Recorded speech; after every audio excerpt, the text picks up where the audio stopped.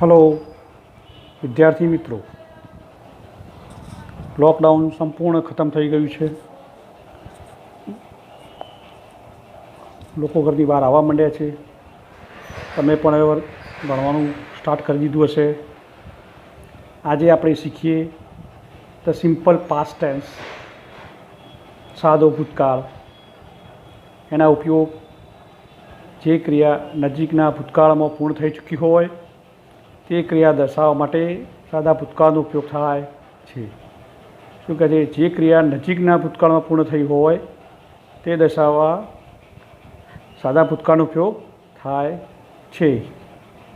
સાદો ભૂતકાળ ઓળખવા માટેના શબ્દો: yesterday, before, ago, previous, once, one day, last day, last night. Last પછી ગમે તે શબ્દ આવી શકે. લાસ્ટ મોર્નિંગ, લાસ્ટ ડે, કોઈ પણ શબ્દ. Last year, last week, last month, કોઈ પણ શબ્દ આવી શકે. ખબર પડી ગઈ? જે ક્રિયા નજીકના ભૂતકાળમાં પૂર્ણ થઈ ચૂકી હોય તે દર્શાવવા માટે સાદા ભૂતકાળનો ઉપયોગ થાય. એના ઓળખવાના શબ્દો આવા છે: yesterday, before, ago, previous, once, one day, last day, last night, last morning, last week, last month, last year, ગમે તે. આમાં લાસ્ટ પાછળ આવી શકે. હવે હકાર વાક્ય રચના કેવી છે જોઈએ. કર્તા પ્લસ ક્રિયાપદનું ભૂતકાળનું રૂપ પ્લસ કર્મ પ્લસ અન્ય શબ્દ. સાદા વર્તમાનકાળમાં શું હતું? ક્રિયાપદનું એસ વાળું રૂપ. અહીંયા આગળ ક્રિયાપદનું ભૂતકાળનું રૂપ. ખબર કે જેને ઈડી લાગ્યો હોય તો ડી લાગ્યો હોય તો કોઈ અનિયમિત ક્રિયાપદ ભૂતકાળનું લાગ્યું હોય. આપણે આગળ જોઈશું. Divyaraj made kheer last week. દિવ્યરાજે ગયા અઠવાડિયે ખીર બનાવી હતી. They played chess last night. તેઓ ગઈ રાત્રે ચેસ રમ્યા હતા. બરાબર. હવે શું કહે છે? જો વાક્યના કર્તા તરીકે I, we, you, they, he, she, it કે કોઈ પણ એકવચન બહુવચન નામ હોય તો પણ ક્રિયાપદની અંતે ડી કે ઈડી પ્રત્યે લાગે છે. એટલે કે ક્રિયાપદનું ભૂતકાળનું રૂપ જ લાગે છે, જે આપણે ઉપરના બંને વાક્યમાં જોયું. શું કહે છે? કોઈ પણ કરતા હોય, કરતા દાખલા તરીકે I, we, you, they, he, she, it કે કોઈ પણ એકવચન નામ હોય, બહુવચન નામ હોય તો પણ ક્રિયાપદની અંતે હંમેશા ડી કે ઈડીવાળું પ્રત્યય લાગે. બરાબર. એટલે કે ભૂતકાળ, ક્રિયાપદનું ભૂતકાળનું રૂપ. જુઓ, બીજા નંબરનું વાક્ય જુઓ અને પહેલા નંબરનું વાક્ય જુઓ. તો they Divyaraj made kheer last week. તો મેડ એ મેકનું ભૂતકાળનું રૂપ છે, પણ એ અનિયમિત ક્રિયાપદમાં આવે છે. એ હું આગળ તમને બતાવીશ. ધે પ્લેડ, તો પ્લેનું ભૂતકાળ થયું પ્લેડ. તેઓ ગઈ રાત્રે ચેસ રમ્યા હતા. તો અહીંયા પર શું થયું? ઈડીવાળું રૂપ વપરાયું. તો એક્ઝામ્પલ, પ્લેનું પ્લેડ થઈ ગયું, મેકનું મેડ થઈ ગયું. એવી રીતે સાદા ભૂતકાળમાં ટુ બીના રૂપ તરીકે વોઝ વેર, ટુ હેવના રૂપ તરીકે હેડનો ઉપયોગ તમામ નામ કે સર્વનામ સાથે થાય છે. બરાબર. શું કહે? સાદા ભૂતકાળમાં ટુ બીના રૂપ તરીકે વોઝ વેર અને ટુ હેવના રૂપ તરીકે હેડનો ઉપયોગ થાય છે. હવે આપણે જોઈએ કે સાદા ભૂતકાળમાં ઈડી લગાડવાના નિયમો. સાદા ભૂતકાળમાં હકાર વાક્યમાં કરતા પછી તરત જ ક્રિયાપદનું ભૂતકાળનું રૂપ આવે છે. શું કહે છે? કરતા પછી તરત જ ક્રિયાપદનું ભૂતકાળનું રૂપ આવે છે. પ્લેનું પ્લેડ થઈ જાય, વોચનું વોચડ થઈ જાય વગેરે. જો ક્રિયાપદની અંતે ઈ હોય તો ફક્ત ડી લાગે છે. શું કહે છે? જો ક્રિયાપદની અંતે ઈ હોય તો ફક્ત ડી લાગે. જેવું કે ડાન્સ, તો DANCE, ઈ છે તો ડી લાગી ગયું, તો ડાન્સ ન થઈ ગયું. બેકડ, લાઇકડ, એવી રીતે. ખબર પડી ગઈ? ચલો, ત્રીજો નિયમ. જે ક્રિયાપદની અંતે વાય હોય તેની પહેલાં વ્યંજન આવેલો હોય તો વાયનો આઈ કરી ઈડી પ્રત્યે લગાડવામાં આવે છે. સાદા વર્તમાનકાળમાં શું હતું? વાય હોય તેની પહેલાં વ્યંજન હોય તો એનો આઈ કરી આપણે ES લગાવતા હતા. અહીંયા આઈ કરી ઈડી લગાડવાનો છે. નિયમ સેમ જ છે, ફક્ત ESની જગ્યાએ વાયનો આઈ તો કરવાનો છે, પણ ESની જગ્યાએ ઈડી લગાડવાનો છે. જો ટ્રાય, તો ટ્રાઈડ, TRIED. પહેલાંમાં શું થતું હતું? સાદા વર્તમાનમાં TRYનું TRIES, ટ્રાઇસ. ક્રાય, ક્રાઇસ, તો અહીંયા ક્રાય, ક્રાઇડ, CRIED. કેરી, કેરીડ. સેટિસ્ફાઈડ, મેરી, મેરીડ. સ્ટડીડ, સ્ટડીડ, વરી, વરીડ. બરાબર. ચલો ચોથું, જે ક્રિયાપદની અંતે વાય હોય તેની પૂર્વે સ્વર હોય, એટલે કે એ ઈ આઈ ઓ યુમાંથી કોઈ એક આવેલ હોય તો ફક્ત ઈડી લગાડવું. જે ક્રિયાપદની અંતે વાય હોય તેની પૂર્વે સ્વર હોય તો એટલે સ્વર એટલે એ ઈ આઈ ઓ યુમાંથી કોઈ એક શબ્દ આવ્યો હોય તો તેને ઈડી પ્રત્યે લગાડો. દાખલા પ્લે તો વાય છે, વાયના પહેલે વાયના પૂર્વે એ સ્વર છે તો પ્લેડ. સ્ટે તો વાયના પૂર્વે એ સ્વર છે, સ્ટેડ. બરાબર. એ જ પ્રમાણે જે ક્રિયાપદની અંતે વ્યંજન હોય તેની આગળ સ્વર એ ઈ આઈ યુમાંથી કોઈ એક આવેલ હોય તો છેલ્લો વ્યંજન બેવડાવી ઈડી પ્રત્યે મુકાયો. શું કહે છે? જે ક્રિયાપદની અંતે વ્યંજન હોય તેની આગળ સ્વર એટલે કે એ ઈ આઈ ઓ યુ હોય, કોઈ પણ એક આવ્યો હોય એમાંથી તો એ વ્યંજનને બેવડાવી દેવાનું અને પછી ઈડી પ્રત્યે લગાડવાનું. દાખલા સ્ટોપ તો પી છે, બરાબર. પીના પૂર્વે ઓ વ્યંજન ઓ સ્વર છે તો પી વ્યંજન એ બે ડબલ પી થઈ જાય એટલે બેવડાવી દીધો અને પછી ઈડી લગાવ્યું. ડ્રોપ, ડ્રોપ્ડ, ક્લેપ, ક્લેપ્ડ, ડ્રેક, ડ્રેગડ, બેટ, બેટ, બેક, બેગડ. એ જ પ્રમાણે. બરાબર. તો ડ્રેગ તો જી વ્યંજન છે એના પૂર્વે સ્વર છે તો ડબલ જી ઈડી. બેટ તો ટી એ તો ડબલ ટી ઈડી. બરાબર. એ જ પ્રમાણે જે ક્રિયાપદની અંતે એલ હોય તો એલ બેવડાવી ઈડી લગાડવો. કમ્પેલ, કમ્પેલ્ડ, એક્સલ, એક્સલ્ડ, ક્વારેલ, ક્વારલ્ડ. આ પ્રમાણે શું કહે છે? જે ક્રિયાપદની અંતે એલ હોય તો એ એલને બેવડાવી ઈડી પ્રત્યે લગાડવો. ચલો ફરી એકવાર નિયમ નજર મારી દઈએ એટલે ખ્યાલ આવી જાય. જે ક્રિયા સાદા ભૂતકાળમાં હકાર વાક્યમાં કરતા પછી તરત જ હંમેશા ક્રિયાપદ ભૂતકાળનું રૂપ આવે છે. પ્લેડ, વોચ વગેરે. જે ક્રિયાપદ અંતે ઈ હોય તો એના પાછળ ફક્ત ડી પ્રત્યે લાગે. દાખલા dance, dance, back, back, like, like વગેરે. જો ક્રિયાપદ અંતે વાય હોય તેની પહેલાં વ્યંજન હોય તો વાયનો આઈ કરી ઈડી પ્રત્યે લગાડવું. ટ્રાય, ટ્રાઈડ, કેરી, ક્રાય, ક્રાઇડ, કેરી, કેરીડ, સેટિસ્ફાય, સેટિસ્ફાઈડ, મેરી, મેરીડ, સ્ટડી, સ્ટડીડ, વરી, વરીડ. જે ક્રિયાપદ અંતે વાય હોય તેની પૂર્વે સ્વર એ ઈ આઈ ઓ યુમાંથી કોઈ એક આવેલો હોય તો ફક્ત ઈડી પ્રત્યે લગાડવું. પ્લે, પ્લેડ, સ્ટે, સ્ટેડ વગેરે. જે ક્રિયાપદની અંતે વ્યંજન હોય અને તેની આગળ સ્વર એટલે કે એ ઈ આઈ ઓ યુમાંથી કોઈ એક આવેલ હોય તો છેલ્લો વ્યંજન બેવડાવી ઈડી પ્રત્યે મૂકવું. દાખલા તરીકે stop, stopped, drop, dropped, clap, clapped, drake, draked, bat, bat, bake, baked વગેરે. જે ક્રિયાપદ અંતે એલ હોય તો એલ બેવડાવી ઈડી પ્રત્યે લગાડવું. દાખલા કમ્પેલ, કમ્પેલ્ડ, એક્સલ, એક્સલ્ડ. એ પ્રમાણે. ઓકે. નિયમ નંબર 7, કેટલાક ક્રિયાપદના રૂપ બદલાતા નથી.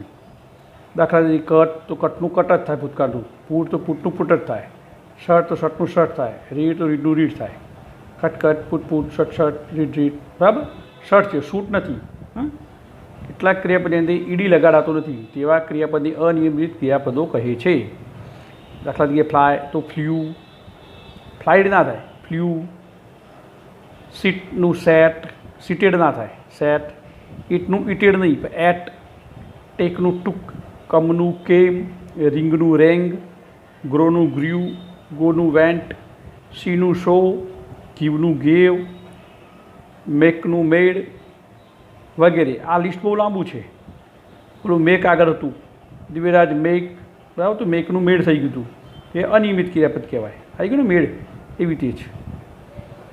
હવે નવાર એટલે કે નકાર વાક્ય રચના. સાદા ભૂતકાળની નકાર વાક્ય રચના. કરતા પછી ડીડ પ્લસ નોટ પ્લસ ક્રિયાપદનું ઈડી વગરનું રૂપ એટલે ક્રિયાપદનું મૂળ રૂપ પ્લસ કર્મ અને અન્ય શબ્દ. બરાબર. હંમેશા નકાર વાક્ય જ્યારે પણ બનાવીએ ત્યારે હંમેશા ક્રિયાપદનું મૂળ રૂપ જ વપરાય. એ સાદા વર્તમાનકારો પણ આપણે શીખ્યા હતા, ત્યાં પણ કંઈ એસ વાળું રૂપ આવતું નહોતું. ત્યાં પણ શું આવતું હતું? મૂળ રૂપ. તો Divyaraj made kheer last week. દિવ્યરાજે ગયા અઠવાડિયે ખીર બનાવી હતી. તો દિવ્યરાજ પછી ડીડ. ડીડ એ સહાયકારક ક્રિયાપદ છે સાદા ભૂતકાળનું. તો ડીડ પછી નોટ મૂકો એટલે નકાર વાક્ય બની જાય.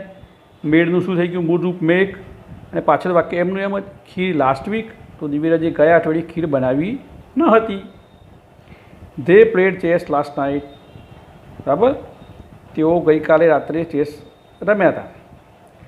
They did not play chess last night, તેઓ ગઈ રાત્રે ચેસ રમ્યા ન હતા. હવે સહાયકારક ક્રિયાપદ, તો સાદા ભૂતકાળમાં સહાયકારક ક્રિયાપદ તરીકે ડીડનો ઉપયોગ થાય છે. સાદા ભૂતકાળમાં સહાયકારક ક્રિયાપદ તરીકે ડીડનો ઉપયોગ થાય છે. આપણે ઉપરના વાક્યમાં જોયું કે સાદા ભૂતકાળમાં વાક્યને નકાર બનાવવા માટે ડીડ પછી તરત નોટ મુકાયું, તો હંમેશા નોટ મુકાય. સાદા વર્તમાનકાળના સહાયકારક ક્રિયાપદ શું હતા? ડુ ડજ, એના પછી નોટ મુકાતું હતું, એમાં ડુ અને ડજ મુકાતું હતું. બરાબર, એમાં બે હતા સહાયકારક ક્રિયાપદ, એમાં આપણે સાચવવું પડતું હતું કે હી સી ઇટ, ત્રીજો પૂછે ક્વેશ્ચન હોય તો ડજ વપરાય, બાકી બધામાં ડુ વપરાતું અને નોટ મુકાતું. અહીંયા એવું કોઈ ડીડનું ડૂડ બૂડ કંઈ નથી, અહીંયા ફક્ત ડીડ જ છે, તો ડીડ પછી તરત જ નોટ મૂકી દેવું. બરાબર, ચલો ફરી જોઈ લઈએ. કર્તા plus did plus not plus ક્રિયાપદનું મૂળ રૂપ, કર્મ, અન્ય શબ્દો. Divyaraj made kheer last week, દિવ્યરાજે ગયા અઠવાડિયે ખીર બનાવી હતી. Divyaraj did not make kheer last week, દિવ્યરાજે ગયા અઠવાડિયે ખીર બનાવી ન હતી. They played chess last night, તે did not play chess last night, તેઓ ગઈ રાત્રે ચેસ રમ્યા ન હતા. સાદા ભૂતકાળમાં સહાયકારક ક્રિયાપદ તરીકે ડીડનો ઉપયોગ થાય છે. આપણે ઉપરના વાક્યમાં જોયું કે સાદા ભૂતકાળમાં વાક્યને નકાર બનાવવા માટે ડીડ પછી નોટ મુકાયું. હવે આપણે જોઈએ પ્રશ્નાર્થ રચના. પ્રશ્નાર્થ વાક્યમાં શું છે? ડીડ પહેલાં મુકાશે, ડી કેપિટલ થઈ જશે, કરતા ક્રિયાપદનું મૂળ રૂપ પ્લસ કર્મ, અન્ય શબ્દની પાછળ આપણું લાડકું ડીશું એટલે કે પ્રશ્નાર્થ ચિહ્ન. હવે સમજો કે સાદા વર્તમાનકાળમાં શું હતું? ડજ કે ડુ આગળ મુકાતું, ડુ ડજ આગળ મુકાતું હતું. જે પ્રમાણે કરતા હોય, કરતા ત્રીજો પૂછે ક્વેશ્ચન હોય, હી સીટ હોય તો ડજ મુકાતું હતું ને એમાં ડી કેપિટલ થતું હતું. બાકી આઈવી યુ જે હોય તો હંમેશા ડુ મુકાતું હતું ને એમાં પણ ડી કેપિટલ થતું હતું. પણ આમાં તો એવું કંઈ છે જ નહીં, એટલે ફક્ત ડીડ જ મૂકવાનું, ડીડ આગળ મૂકી દેવાનું. તો જુઓ, Divyaraj made kheer last week. Did Divyaraj make kheer last week, શું દિવ્યરાજે ગયા અઠવાડિયે ખીર બનાવી હતી? They played chess last night. Did they play chess last night? બરાબર, તો શું તેઓ ગઈ રાત્રે ચેસ રમ્યા હતા? નોંધ, તો જુઓ, સાદા ભૂતકાળમાં હકાર વાક્યને પ્રશ્નાર્થમાં ફેરવતા સહાયકારક ક્રિયાપદ ડીડ વાક્યની પહેલાં મુકાયું અને ડી કેપિટલ લખાયો, ત્યારબાદ વાક્યને અંતે પ્રશ્નાર્થ ચિહ્ન મુકાયું. આપણે જોયું કે સાદા ભૂતકાળમાં હકાર વાક્યમાં ક્રિયાપદને મૂળ રૂપને ઈડી પ્રત્યે લાગ્યો. બરાબર, સાદા ભૂતકાળમાં હકાર વાક્યને શું થયું? ઈડી પ્રત્યે લાગ્યું, જેમ પ્લેનું પ્લેયર થઈ ગયું તે પ્રમાણે. વાક્યને નકાર બનાવતા સહાયકારક ક્રિયાપદ ડીડ પછી નોટ મુકાયું. બરાબર, did not play, did not go, did not eat, આવી રીતે લખી શકાય.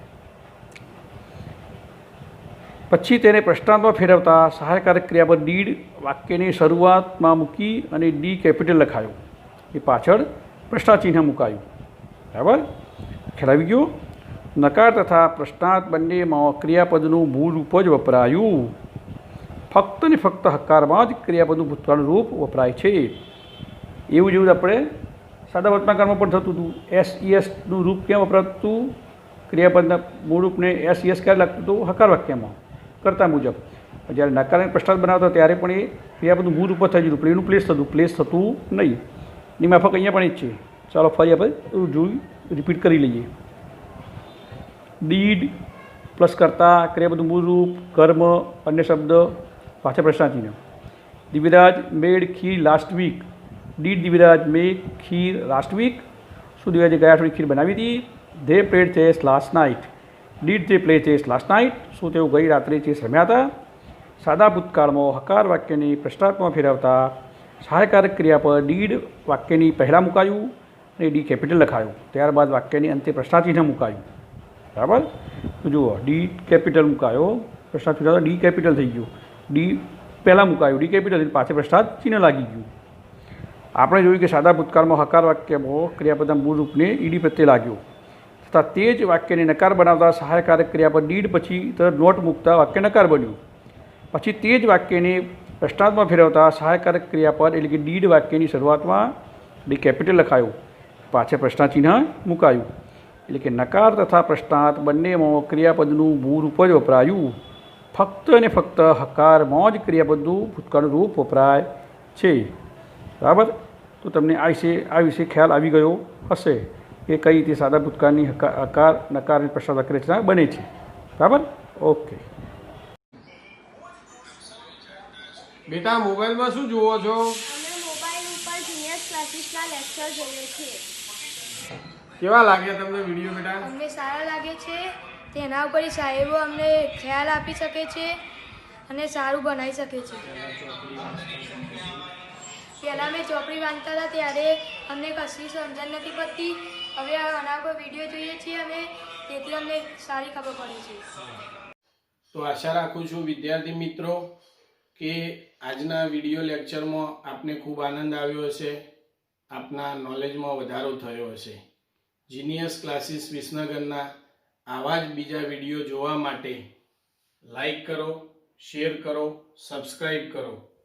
અમારી યુટ્યુબ ચેનલનું નામ છે જીનિયસ ક્લાસીસ વિસનગર. ફરી મળીશું મિત્રો. આભાર.